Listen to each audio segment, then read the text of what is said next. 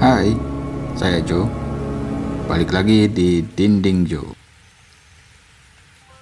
Natalie Henderson lahir pada tanggal 15 Desember tahun 1998 di Roswell, Georgia, Amerika Serikat. Gadis cantik ini adalah senior yang terkenal di Roswell High School, di mana Natalie bersekolah. Dia adalah tipe cewek pemimpin dan bahkan mendapatkan penghargaan Color Guard of the Roswell High School Band. Natalie juga merupakan penjaga keselamatan di pantai Atlanta. Dia adalah seorang penyanyi yang berbakat, pemain gitar, dan juga pecinta binatang yang rela menghabiskan waktunya berjam-jam untuk menyelamatkan dan merawat mereka. Natalie memiliki hati yang penuh kasih dan semangat hidup yang menular. Dalam usianya yang masih muda, dia memiliki keberanian untuk selalu menjadi dirinya sendiri. Cerdas, lucu, bicara apa adanya, dan kuat kepribadiannya. Hidupnya penuh semangat dan kebebasan. Dengan senyum indahnya, keceriaannya akan menular ke semua orang di sekitarnya. Di sisi lain, ada seorang cowok bernama Carter Davis. Carter pernah tinggal di Rapid City, South Dakota, selama sebagian dari tahun-tahun sekolah menengahnya. Sebelum akhirnya dia pindah ke Georgia, Carter kemudian memulai tahun seniornya di River Ridge High School. Carter adalah seorang pemain lacrosse di sekolahnya, dan dia berniat untuk menjadi atlet lacrosse saat kuliah nantinya. Sekolah Carter berjarak sekitar 16 km jauhnya dari sekolahnya Natalie. Carter ini anak yang optimis, cerdas, ceria, dan suka bercanda. Meskipun sibuk dengan sekolah dan kegiatan lacrosse-nya, Carter masih menyempatkan diri untuk ikut dalam persekutuan atlet. Nah, Carter inilah sosok pria idaman yang ditaksir oleh Natalie. Menurut keterangan dari teman dekatnya Natalie sejak kelas 6 yang bernama Ari Lawrence, ketika ditanya apakah mereka berdua berkencan, Ari menjawab kalau Natalie dan Carter mulai mengenal satu sama lain. Ari juga mengatakan kalau Natalie selalu kelihatan sangat-sangat bahagia. Aku tidak pernah melihatnya kesal. Ari juga pernah bertemu dengan Carter beberapa kali dan menggambarkannya sebagai pria muda yang sangat baik. Namun sayangnya, suatu hari antara jam 2 sampai jam 4 dini hari, Natalie dan Carter keluar dari rumah mereka secara diam-diam untuk bertemu.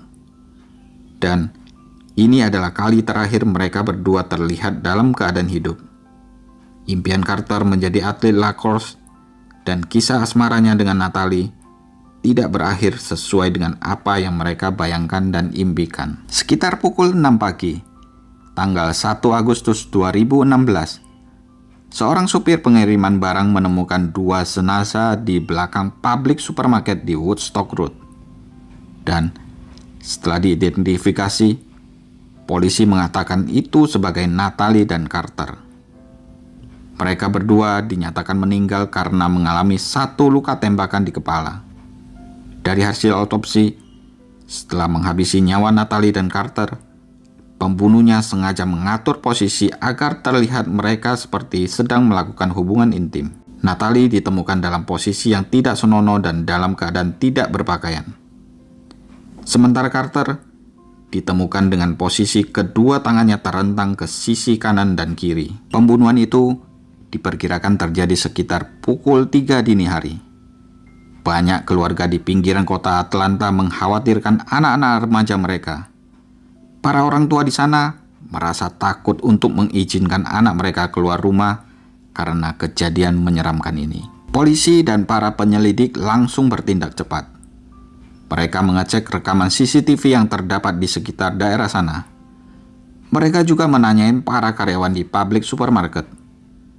Dan dari rekaman CCTV itu, terlihat adanya mobil Honda Passport berwarna putih di sekitar TKP.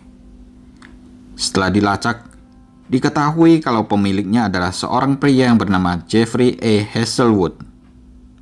Pria yang berusia 20 tahun ini tinggal bersama kakek neneknya selama bertahun-tahun setelah ibunya yang seorang pecandu obat-obatan menelantarkan dia.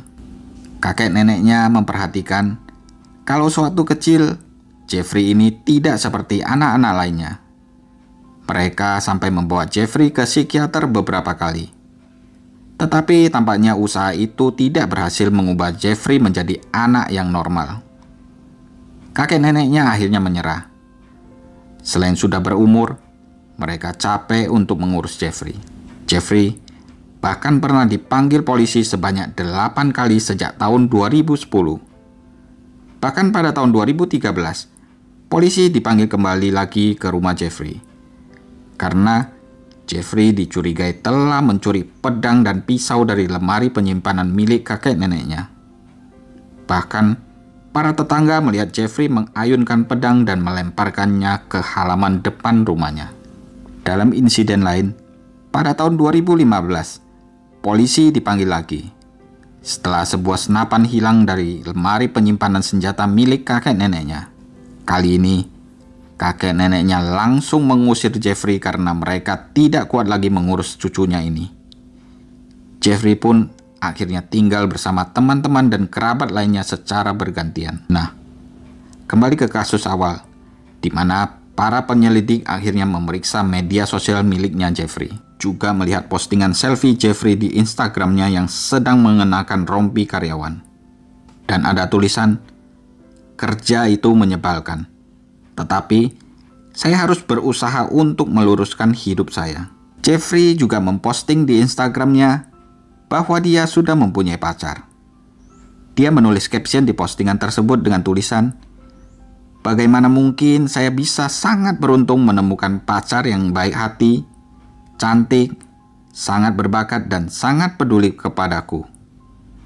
Aku mencintaimu melebihi segala-galanya." Selain itu, Jeffrey juga memposting foto pacarnya yang sedang mengunjunginya di tempat kerja. Dia juga memposting fotonya yang lagi berenang. Bahkan, setelah kejadian pembunuhan ini, Jeffrey masih sempat memposting foto selfie-nya di Instagram.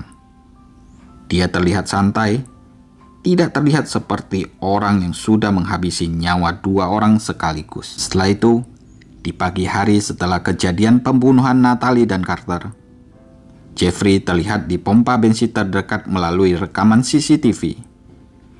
Dia menggunakan kartu kredit milik Natalie sambil mengenakan topeng rubah dan berbicara dengan aksen Inggris. 2 hari kemudian, akhirnya polisi bisa menangkap Jeffrey. Dia dibawa dan diinterogasi pada hari Rabu pagi. Ketika polisi menggeledah kamarnya, mereka menemukan gambar dan tulisan Jeffrey yang menyatakan keinginannya untuk menjadi seorang pembunuh. Dan ketika ditanyain kenapa dia ingin menjadi pembunuh, Jeffrey mulai bertingkah aneh. Tangannya gemetar tak terkendali dan badannya meringkuk di kursi. Sambil menangis, Jeffrey menyangkal kalau bukan dia yang membunuh Natalie dan Carter. Dia mengaku kalau dia cuma mendapatkan bisikan. Tapi setelah polisi menunjukkan rekaman CCTV yang memperlihatkan Jeffrey berada di TKP, dia kemudian mengakui semua perbuatannya. Jeffrey menceritakan bagaimana dia mengikuti Natalie dan Carter ke dalam sebuah gang yang terletak di belakang supermarket itu. Dia lalu memperhatikan mereka bermesraan di bagian belakang mobil Carter. Lalu, dia memutuskan untuk mendekati mobil Carter dan membuka pintu mobilnya. Carter yang melihat itu langsung menghalangi Jeffrey masuk ke dalam mobilnya, dan Jeffrey memukul Carter keras-keras dengan pistol yang dia curi dari rumah kakeknya sebelum dia diusir. Karena dia takut terhadap Carter yang bertubuh besar, tanpa pikir panjang, Jeffrey lalu menembak kepala Carter. Setelah itu, dia kemudian menyuruh Natalie yang ketakutan untuk keluar dari mobil dan memaksa Natalie untuk melepaskan semua pakaiannya. Natalie dipaksa untuk menghadap ke mobil, lalu meletakkan tangannya di kap mobil. Setelah itu, Jeffrey memukul pinggul Natalie berkali-kali dan akhirnya dia menarik pelatuk pistolnya ke kepala Natalie. Ketika ditanyain polisi, Jeffrey berkata kalau dia mendengar suara-suara di kepalanya yang menyuruhnya untuk menghabisi kedua anak remaja tersebut. Walau polisi tidak bisa menemukan apa motif Jeffrey yang sebenarnya, Mereka tetap berusaha mendapatkan bukti yang diperlukan untuk membawa Jeffrey ke pengadilan. Selama persidangan, Jeffrey kembali berperilaku seperti ketika dia diinterogasi. Tangannya gemetar dan suaranya seperti anak kecil yang ketakutan. Jeffrey terlihat berbicara sendiri dan tangannya bergerak seakan-akan dia sedang mengelus binatang. Pengacara Jeffrey berkata kalau Jeffrey menderita penyakit mental dan sudah lama tidak berobat. Pengacaranya mencoba meyakinkan hakim bahwa Jeffrey tidak pantas untuk diadili karena dia menderita penyakit mental yang parah. Bahkan, mantan psikiaternya Jeffrey yang lama juga bersaksi kalau Jeffrey menderita halusinasi, di mana dia selalu merasa diawasi oleh seseorang yang tidak kelihatan dan selalu mendengar suara-suara di telinganya. Namun, walaupun begitu, psikiater tersebut tidak bisa menjelaskan secara spesifik penyakit mental apa yang dialami oleh Jeffrey. Polisi yang menginterogasi Jeffrey juga diundang untuk bersaksi di pengadilan. Dan saat dia mengatakan kepada pengadilan bagaimana Jeffrey telah menyerang Natalie, ibu Natalie pun langsung menangis. Mungkin dia membayangkan kengerian yang harus dialami putrinya sebelum putrinya meninggal. Hakim Sean Allen Lagrua akhirnya memutuskan bahwa Jeffrey sangat pantas untuk diadili dan ada cukup banyak bukti yang bisa membuat Jeffrey dihukum. Namun, sebelum persidangan berikutnya dimulai, Jeffrey mengaku bersalah, tetapi dengan alasan dia sedang mengalami sakit jiwa. Semua ini dilakukan Jeffrey atas usul dari pengacaranya agar dia bisa mendapatkan keringanan hukuman.